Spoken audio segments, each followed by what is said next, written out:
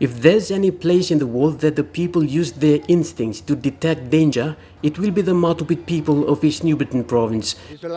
Johnson Peniel, a local ward councillor on the island, tells me it is an ancestral thing passed down from their great-grandparents. He says they were taught about how to read weather patterns, sea level, earthquakes and behaviors of domesticated animals in the village.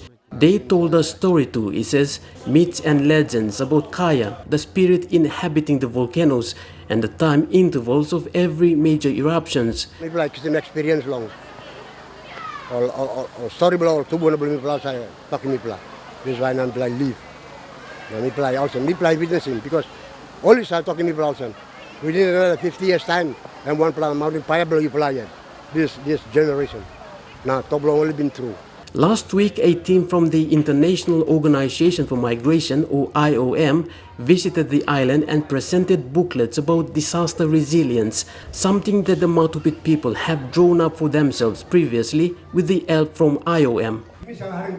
The IOM tries to assist the Matupit people to translate their traditional knowledge into a written documentation, to be self-reliant and how to rebuild their lives during and after a disaster, with the common knowledge that a significant portion of the 4,000 people who live here have made up their minds not to leave their island village despite the dangers. Knowledge that will combine with your own local knowledge and skills to improve the situation, for adapting to major disasters, for planning to disasters, and let's be honest, it's inevitable that something else will come, whether it's from volcanoes, whether it's from the weather, whether it's from climate change, something will come. Matupit Island sits under the foot of Tavurvur and Vulcan volcanoes that erupted in 1994. Geophysical researchers carried out after the eruptions have indicated that the Matupit people were the first to evacuate their homes a few hours before the initial eruption.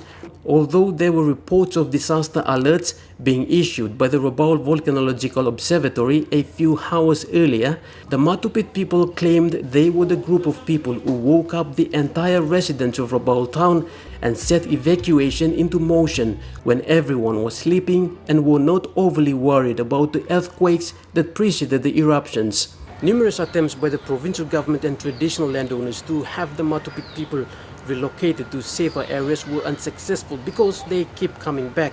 Only a few families have been relocated to the Gala and Sikut resettlement areas in Kokopo and Pomio districts, but many of them chose to remain on the island.